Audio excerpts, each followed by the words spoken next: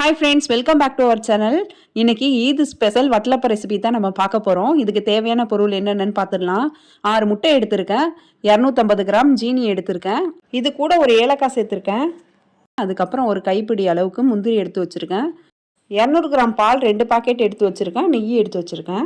இப்போ அந்த ஏலக்காயோட சேர்த்து ஜீனியை நல்லா பொடி பண்ணி எடுத்துக்கலாம். இந்த ரெசிபி இல்லாத ஈத் பெருநாளே கிடையாது. எங்களுக்கு எந்த பெருநாளாக இருந்தாலும் இந்த ரெசிபி தான் நாங்கள் ஃபஸ்ட்டு செய்வோம். நம்ம வந்து ஜீனியை வந்து நல்லா நைஸாக அரைச்சிக்கலாம். நல்லா பொடி பண்ணி எடுத்துகிட்டு வந்துடலாம். இந்த அளவுக்கு நைஸாக அரைச்சாச்சு. நான் வந்து 6 முட்டைக்கு 250 கிராம் ஜீனி எடுத்திருக்கேன். உங்களுக்கு வந்து கொஞ்சம் இனிப்பு கம்மியாக வேணும்னா இதில் நீங்கள் குறைச்சிக்கலாம், 200 கிராம் கூட போட்டுக்கலாம். இதுக்கப்புறம் அதே மிக்சி ஜாரில் முந்திரி போட்டு நம்ம அரைச்சிக்கலாம். இப்போ இந்த முந்திரியை வந்து தண்ணி ஊற்றாமல் ஃபஸ்ட்டு நம்ம அரைச்சிக்கலாம். இந்த ரெசிபிக்கு நம்ம தண்ணி ஆட் பண்ண போகிறதே கிடையாது. முந்திரியை ஃபஸ்ட்டு அரைச்சிட்டு அதுக்கப்புறமா பாலை ஊற்றிட்டு நல்லா நைஸாக அரைச்சிக்கலாம். இப்போ ஒரு தடவை முந்திரியை அரைச்சாச்சு. இதுக்கப்புறம் இதில் ஒரு பாக்கெட் பாலை வந்து நம்ம ஆட் பண்ணிடலாம். இது வந்துட்டு 200 கிராம் பாக்கெட். இந்த பாலை ஊற்றிட்டு நம்ம நைஸாக அரைச்சிக்கலாம். நான் சொல்கிற அதே குவான்டிட்டியில் ஒன் டைம் செஞ்சு பாருங்கள், கரெக்டாக வந்துடும். எல்லாருக்கும் வட்டலப்பம் சரியாக வராது. நான் சொல்கிற அதே மெத்தடில் நீங்கள் ட்ரை பண்ணிங்கன்னா உங்களுக்கு கரெக்டாக வந்துடும். இப்போ முந்திரியை பால் ஊற்றி நம்ம நல்லா நைஸாக அரைச்சாச்சு. இதுக்கப்புறம் ஒரு பெரிய மிக்சி ஜார் எடுத்துக்கலாம். அதில் ஒவ்வொரு முட்டையாக நம்ம உடச்சி ஊற்றிக்கலாம்.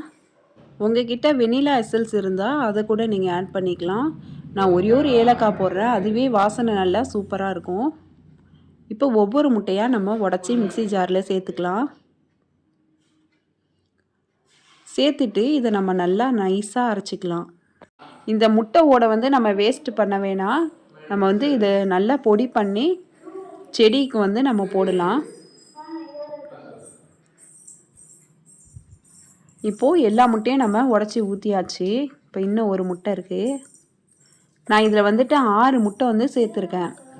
இப்போ நீங்கள் 3 முட்டையை வச்சு செய்கிறீங்கன்னா 120 கிராம் ஜீனி ஆட் பண்ணால் போதுமானது. முந்திரி வந்து நமக்கு தேவையான அளவு போட்டுக்கலாம். நம்ம கம்மியாக சாப்பிட்னா கம்மியாக போட்டுக்கலாம், இல்லை நம்ம தான் சாப்பிட போகிறோம் கொஞ்சம் ஜாஸ்தி போடுறதுனால போட்டுக்கலாம். முந்திரி இல்லைன்னா பாதாமை ஊற வச்சு தோலை உரித்து அதை அரைச்சி இது கூட சேர்த்துக்கலாம். இப்போ முட்டையை நல்லா மிக்சியில் அடித்தாச்சு. அது ஒரு தடவை வடிகட்டிக்கலாம். நம்ம இந்த மாதிரி வடிகட்டினா தான் அந்த முட்டையோட ஸ்மெல்லு இருக்காது, ரா ஸ்மெல்லு வந்து நமக்கு இருக்காது. இந்த மாதிரி வடிகட்டிடலாம். இப்போ நம்ம எல்லாமே ரெடி பண்ணியாச்சு. இப்போ வடிகட்டின இந்த முட்டையில் நம்ம பொடிச்சு வச்சுருக்க சுகரை ஆட் பண்ணிக்கலாம். அதே மாதிரி அரைச்சி வச்சுருந்த முந்திரியும் நம்ம ஆட் பண்ணிக்கலாம். நம்ம எடுத்து வச்சுருந்த இன்னொரு 200 கிராம் பாக்கெட் பாலை இது கூட ஆட் பண்ணிக்கலாம். நம்ம மொத்தமாக 400 கிராம் பால் தண்ணி கலக்காமல் இதில் சேர்த்துருக்கோம். நெய்யும் சேர்த்துட்டு நல்லா விஸ்க வச்சு நல்லா மிக்ஸ் பண்ணி விட்டுக்கலாம். இப்போ வந்துட்டு நமக்கு வட்டலப்பம் பேட்டர் ரெடி ஆயிடுச்சு. இப்போ வந்துட்டு ஒரு குக்கர் எடுத்துக்கலாம். அடியில் ஒரு ஸ்டாண்ட் வச்சுக்கலாம். தண்ணி ஊற்றிட்டு அதில் கொஞ்சமாக புளி போட்டுக்கலாம். எதுக்காக புளி போடுறோன்னா வட்டலப்பம் நம்ம செய்யும் போது அந்த குக்கர் வந்து கருத்து போயிடும். நம்ம வாஷ் பண்ணாலும் ஒரு வாரத்துக்கு கருத்தா மாதிரியே இருக்கும். இந்த மாதிரி நம்ம தண்ணியில் லைட்டாக புளி போட்டோம்னா நமக்கு குக்கர் கருக்காது, அதே மாதிரியே பளிச்சுன்னு இருக்கும். இதுக்கு மேலே நம்ம வட்டலப்பம் வச்சு நல்லா ஸ்ட்ராங்காக மூடி இருந்துச்சுன்னா மூடிடலாம், இல்லைனா மேலே மூடி வச்சுட்டு இந்த மாதிரி ஒரு வெயிட் எதையாச்சும் நம்ம வச்சிடலாம். இதுக்கப்புறம் லிட் போட்டு க்ளோஸ் பண்ணிடலாம். உங்ககிட்ட சாப்பாடு டப்பா மாதிரி இருந்துச்சுன்னா நீங்கள் அதை கூட வட்டலப்பத்துக்கு வச்சுக்கலாம், அது மூடி வந்து கலண்டுக்காது. இப்போது லிட் போட்டு மூடிட்டு நம்ம ஃபஸ்ட்டு ஒரு விசில் வந்ததுக்கப்புறம் சிம்மில் வச்சிடலாம். சிம்மில் வச்சுட்டு 3 விசில் வந்தேக்கி நம்ம குக்கரை வந்து ஆஃப் பண்ணிடலாம். அதுக்கப்புறமா இந்த மாதிரி பொறுமையாக ஓப்பன் பண்ணலாம். தண்ணி உள்ளே போயிடாமல் பார்த்துக்கலாம். இப்போ வட்டலப்பம் ரெடி ஆயிடுச்சு. இப்போது கத்தி வச்சு செக் பண்ணி பார்க்கலாம். செக் பண்ணி பார்த்துக்கி கத்தியில் எதுவும் ஒட்டாமல் வந்திருக்கு. அப்போனா வட்டலப்பம் நமக்கு ரெடி ஆகிடுச்சு, நல்லா வெந்துருச்சு. இதுக்கப்புறம் இதை எடுத்து ஆற வச்சுட்டு அதுக்கப்புறமா ஃப்ரிட்ஜில் வச்சிடலாம். இப்போ வந்துட்டு ஈத் பெருநாள் நைட்டுக்கு நான் செஞ்சிட்ருக்கேன்.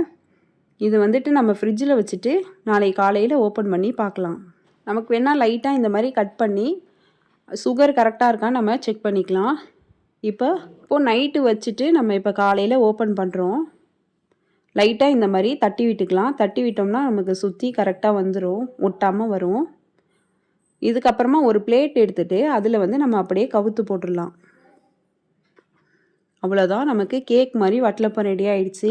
இதில் பிளாக் கலர் கொஞ்சம் கொஞ்சம் உள்ளது எதுவும் கிடையாது. நம்ம ஒரே ஒரு ஏலக்காய் தான் போட்டோம், அதுதான் இந்த மாதிரி இருக்குது. சாப்பிட்டு பார்த்தோன்னா டேஸ்ட்டு ரொம்ப சூப்பராக இருக்கும். இப்போ நான் கட் பண்ணி காட்டுறேன் பாருங்கள். நம்ம கொஞ்சம் கூட தண்ணி வந்து ஆட் பண்ணவே இல்லை. சிம்பிளான பொருளை வச்சு தான் செஞ்சுருக்கோம். இப்போது நான் கட் பண்ணி காட்டுறேன் பாருங்கள் பீஸ் எப்படி இருக்குன்னு.